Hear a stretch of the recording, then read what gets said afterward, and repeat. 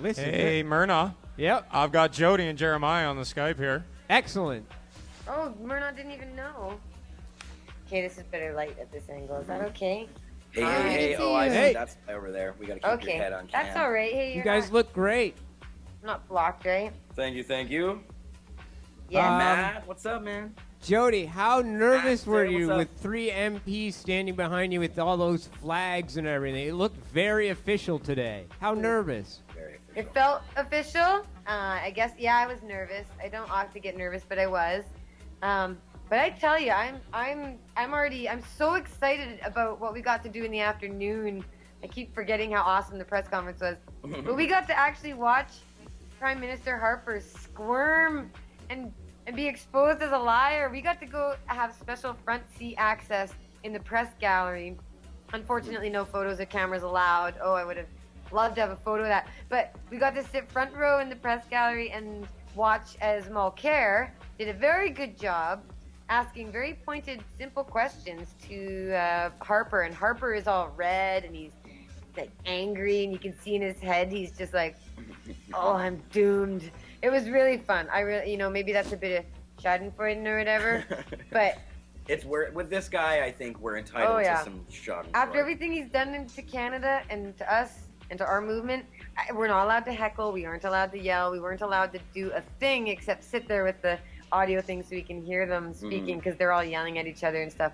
But man, just being like, what was the distance between us? Yeah, you're not that far. You're pretty, you're probably 40 meters. Easily could have thrown something at him. Oh, yeah. That would have been... I applaud you guys for your restraint at not taking off your shoes and chucking them at his head. Because we know that's a popular one with terrible people these days. That is... We were boring our eyes into them. Or acidic orange juice. He doesn't look up, though. Like, he will not look up. He doesn't care who's sitting in the press gallery or the public. He doesn't even want to look them in the faces. It's only 1 hour. They only have 1 hour of question period a day. And it was like, you could see, it was like a student sitting in class just praying and praying for the teacher not to ask him any more questions. He just wants the clock to hit 3 o'clock so he can get out. And it was like, he was just like, man, I don't know. I like that. I like that a lot. The public doesn't get to change government, and we hardly ever get to even be near them. So the fact we got to sit in the House of Commons during the height of the scandal, I don't know. It was pretty exciting. And the polls show that they're doing very poorly. I don't want to say doomed for sure, but... And everybody blames Harper. We were just watching a CBC poll, and it's 98% think that Harper should be the one responsible for this. And only 14% of Canadians believe Harper's story, or 17%. Yeah, that's true. true. Which is so refreshing to hear. I mean, as to like 4 years ago when everybody was just applauding everything he did. It's nice to see all of his treasonous actions coming to the forefront. So, Jodie, we basically explained the situation Mark is in right now as there's a document that Minister Blaney, he just has to sign his name to it and fax it back to the White House. He doesn't even fax it to the White House. He signs it and gives it to his assistant. Okay. Yeah, it's that simple. And right now, he's receiving paperwork, letters from people that he has to respond back to. And so he's willing to sign his name on all sorts of paperwork about it. Like this one here. Libby Davies, this is the original? Yep. She gave you the original? She gave me the original, oh my gosh. I guess. She gave you an original, like, Stephen Libby Blaney. Davies letter signed by Stephen Blaney, the public safety minister. So, Basically saying, thanks for writing about Mark, but the information is private. I can't share it under the Privacy Act.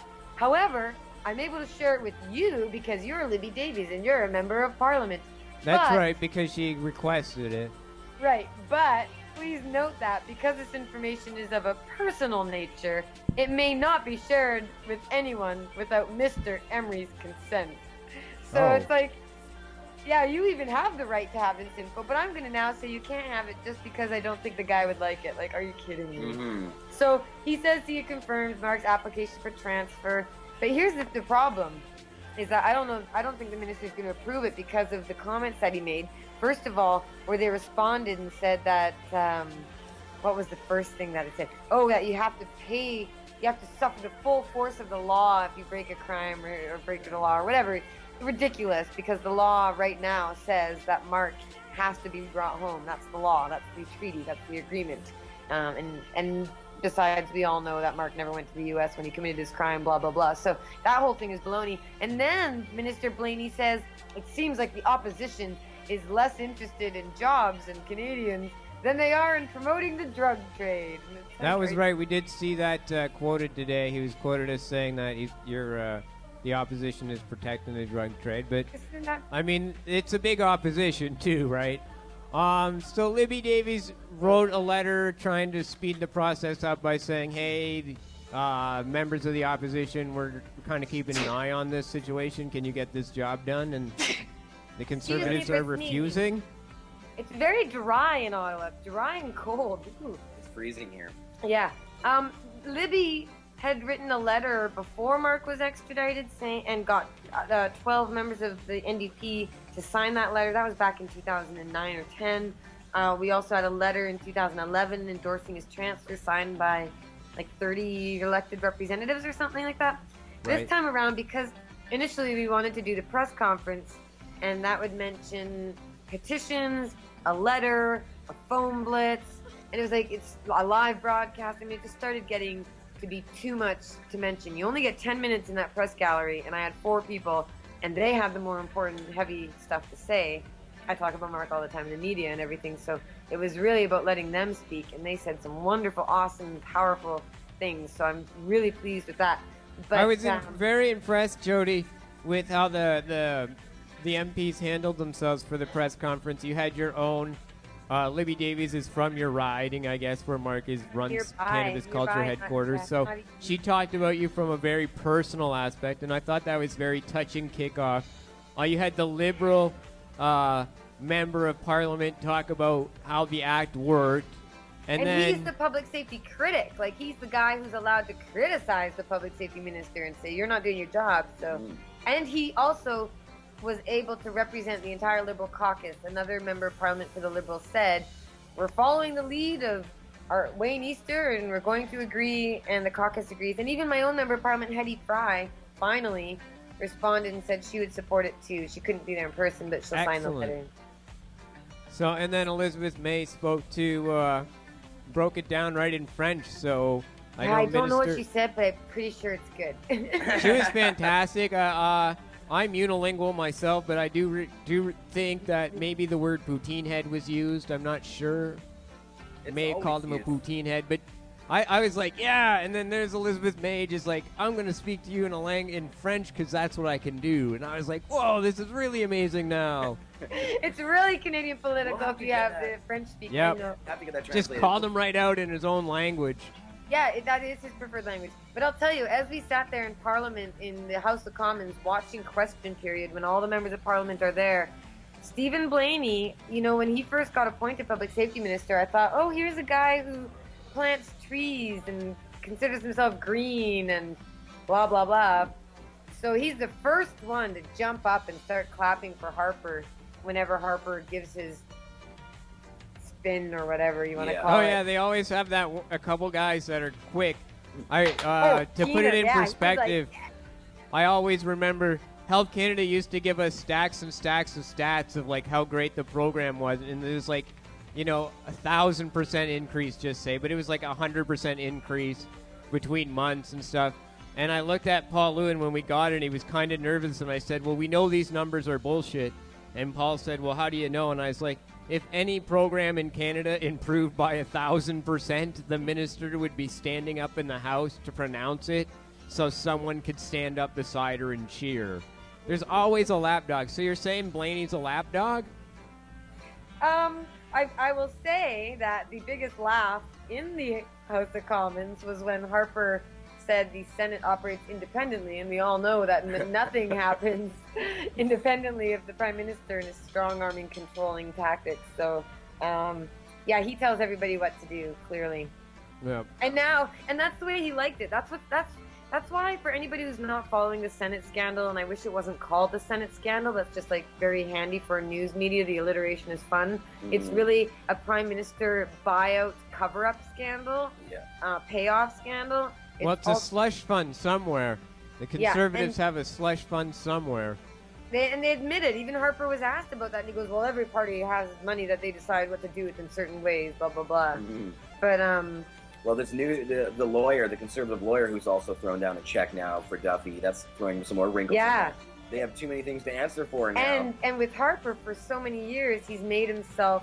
He's been so controlling, and that's been his claim to fame, right? That he's very controlling. That he's able to get stuff done because he is. Like, he's the boss man. He's the boss, and he's the top guy, and he's made that very clear as long as he's been in power. And then when there's scandals here and there, like the robocall scandal or whatever else. I think they're connected, by the way. There's lots of connections. But what ends up happening is with those things, he can say, oh, that was so-and-so, we fired him. Or, oh, that was so-and-so, we fired him. Or, oh, they did wrong, we got rid of them.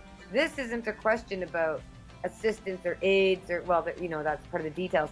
Really what the major question is how does this happen around you without your knowledge when everything happens with your knowledge? You are the control freak. You've made yourself that. So either he's completely responsible or he's completely irresponsible in government. Yeah. You know, he's not doing his job. If 13 people plus some of his main guys around him were doing this stuff and all knew about it, and he didn't know, and he's the guy at the top sitting there in the dark, then he's a moron. Totally incompetent. And, yeah, the alternative is he's lying and lying. And I'm telling you, that's what was so fun about being in the House of Commons today, was watching him sit there. He doesn't sweat. He doesn't rage. He was simmering. He was like... And he was deeply, deeply angry. It was like this deep rage I felt because he can't fix this. And he wants to fix it. And he wants it to go away, but he can't freaking fix it because the problem is he tried to fix the problem and it turned into this. And so any other further fixins is just more lies on top of lies. I mean, watching him mixing up names and mixing up, you know, whether he ordered them to repay or made them repay or paid them to repay. Like, he's all over the map, and it's so fun. It's so Yeah, but Duffy fun. was supposed to take one for the team, and he never did. Yeah. Well, he originally did. That's the thing. And then now he's being thrown under the bus. He took it for the... He was taking the shit. He said, sorry, I took a loan out from RBC to cover the costs, and I'm a bad boy. But then at this point where they go, okay, well, now people are still angry, so we have to force the Senate, which operates independently, haha, just joking, but we're going to force the Senate to investigate you and fire you forever with no benefits and all that. So that's when the senators and Duffy, you know, they're all going, screw you. Yeah. Don't you dare. I was playing ball with your cover-up. I was going to have my cushy job for life when I lied and repeated your talking points and took your money. I did what you told me to, and now, just because the problem didn't go away, it's too bad. You're still going to screw me over? No, sir. That's what they're saying to Harper. Yeah. Yeah. So. Well, I guess we should wrap it up because I know you wanted to go for dinner. But food. I did want to end with, like, on a marked note on the press conference. How many months or weeks did it take to pull 3 MPs together to get them into the same room to come out and support you publicly in a press conference like that? Not much, because it was about a month ago that I said to Mark, maybe I should, no, it was probably 2 months ago I suggested the idea to Mark, maybe I should go to Ottawa and hold a press conference. And originally it was just like a crazy idea. It's just like, why not go to Ottawa? Like, it was just a crazy idea. And then Mark was like, that's a good idea. Sorry, get Libby to do that. And then I knew Libby would be on board because she's amazing and she's always on board. She writes letters of support. She's been fantastic on this issue.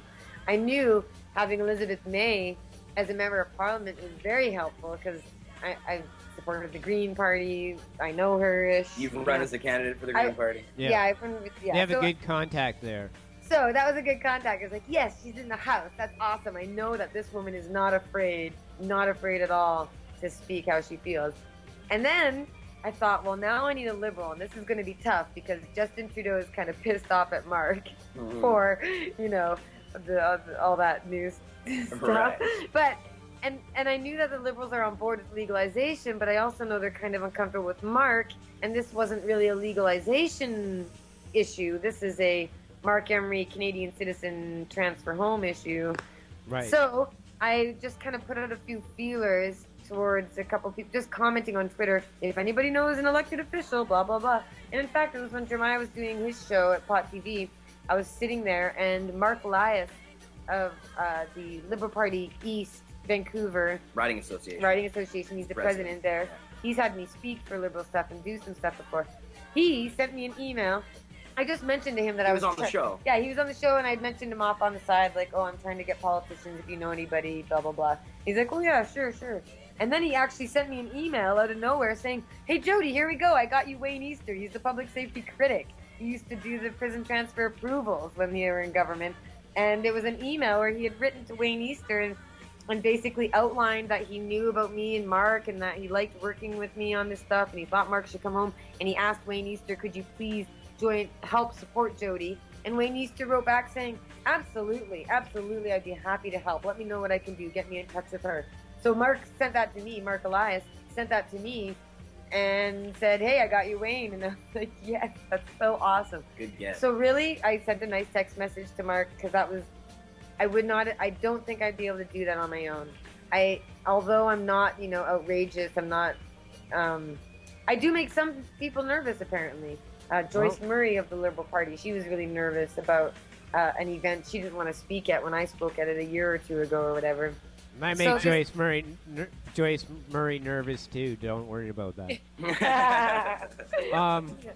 And so I'm really proud of you guys. You did real wonderful work. Jeremiah with the press badges. Jodie, you look fantastic. I don't know if you'll see the footage. I'm sure you will at some point. But it was great framing. And you guys all came across really well. Oh, yeah, Jeremiah's got his badge here. We managed to get 66 people in the chat, so that was good. Nice. That early in the morning, too. Thank you, Matt, for promoting it so much, too. I want to say that as well. And so we'll just end on I guess we talked about the mark earlier. We ended with that. And yes, in fact, so here's the final closing note. Yep. Minister Blaney doesn't sound likely to approve Mark's transfer, even though I was tweeting at him like, hey, I'm in the press gallery and I want to talk to you, but I can't. Can you bring Mark home? Yeah. I think that made him uncomfortable after the fact, like, oh my God, you there? What? Did he look at his phone? No, because I tweeted right when it was ending, and he'll look at his phone when he leaves. But anyway, point being, still make phone calls, still send letters, still send faxes. Please continue asking him to transfer Mark, because the best case thing is Mark could start moving towards the Canadian border and then he can just finish his time in Seattle and come home right over the border next July. So that would be awesome. Please go to cannabisculture.com and freemark.ca and you'll find the info, but mostly cannabisculture.com. I haven't updated Freemark. He does all CC. I don't do Freemark, so. There's lots of info out there. There's lots out there. Thank you for tuning in. Thanks for being on Thanks for having us. Matt. Thank you so much for everything you did, promoting it and tweeting and everything, as always, Matt. I hope we see you soon. We missed you today, buddy. Well, I'll see you guys soon enough, I'm sure. It's wonderful work you guys all did today, and I'm real proud of the team out in Ottawa and ourselves. We all did real well. Great work today. And continuing, I'm going to wrap up with the political note as you guys go off to dinner. We will have on the Mernahuana Zone, we will have interviews with Toronto Centre by-election candidate NDP Linda McQuaig and Green Party candidate John Dervell have both agreed to sit down with me and be filmed, interviewed. So, wow. Yep, we're looking. You're not that scary. Yeah. So we're waiting for the Liberal candidate hasn't gotten back to us, but I'll try and pin her down tomorrow. So lots of politics are happening. Pin her down or fatty down? Pinner. Thanks, guys. See you soon. I'm terrible. Okay, Matt, we love you a lot. Love you a lot. See you soon. Love you, Pod TV.